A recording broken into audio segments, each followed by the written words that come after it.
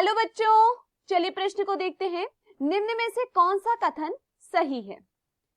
हमारे पास दिए हुए विकल्प हैं। विकल्प ए, सूक्ष्म जीवों और पौधों और जंतुओं में फेरबदल करने की प्रवृत्ति से गंभीर नैतिक मुद्दे बढ़ गए हैं।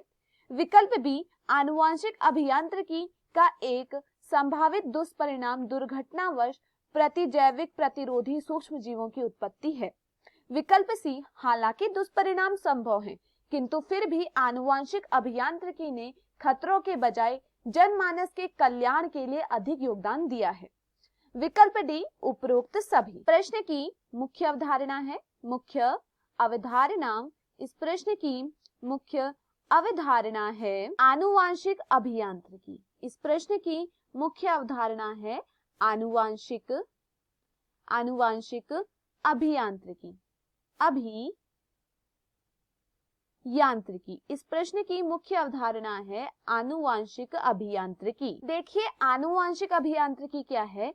जब किसी डीएनए में क्या डाला जा रहा है? बाहरी डीएनए डाला जा रहा है। कि जब किसी जंतु के डीएनए में बाहरी डीएनए डाला जा रहा है और उस जंतु में उस बाहरी डीएनए के क्या दिखाई दे रहे हैं? लक्षण दिखाई दे रहे हैं, तो हम इसे क्या कहते हैं? आनुवांशिक अभियांत्रिकी कहते हैं। अगर मैं दूसरे शब्दों में कहूं कि आनुवांशिक अभियांत्रिकी क्या है, किसी जंतु के डीएनए में क्या करना? डीएनए में परिवर्तन करना, डीएनए में फेरबदल करना। डीएनए में फेरबदल करना भी क्या कहलाया? यह क्या है? आनुवांशिक अभियांत्रिकी है। हमने क्या किया? उसके डीएनए में कोई बाहरी डीएनए डाला, जिससे क्या हुआ है? उसके डीएनए में क्या हुआ? फेरबदल हुआ, और उससे क्या है? जो बाहरी डीएनए है उसके लक्षण उस जंतु में दिखाई दे रहे। तो यह क्या कहलाता है? आनुवांशिक अभियांत्रिकी कहलाता है। चलिए प्रश्न को देखते हैं। प्रश्न में कहा गया है निम्न में से कौन सा कथन सही है? हमें सही कथन बताना है।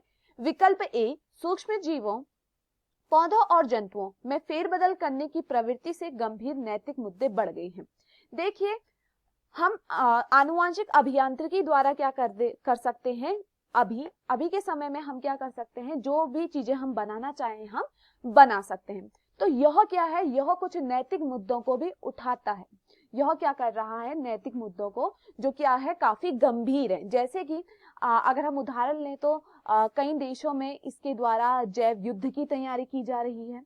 तो यह क्या है? एक नैतिक मुद्दा है। तो यहाँ पर यह कथन सही है। विकल्प बी, आनुवांशिक अभियांत्रिकी का एक संभावित दुष्परिणाम दुर्घटनावश प्रतिजैविक प्रतिरोधी सूक्ष्म जीवों की उत्पत्ति है। देखिए, जो सूक्ष्म जीव होते हैं जो हमें नुकसान पहुंचाते हैं, हम क्या करते हैं? प्रतिजैविक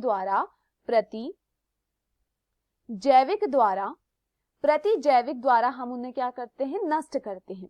लेकिन आनुवांशिक अभियांत्रिकी के बाद इन सूक्ष्म जीवों ने अपने आप को क्या कर दिया है?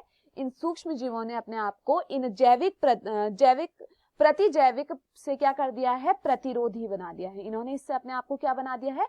प्रतिरोधी बना दिया है। अब इन पर इसका कोई प्रभाव नहीं पड़ता है। तो यह क्या है? यह भी एक आनुवांशिक अभियांत्रिकी का दुष्परिणाम है। तो विकल्प बी भी यहाँ पर क्या है? सही है।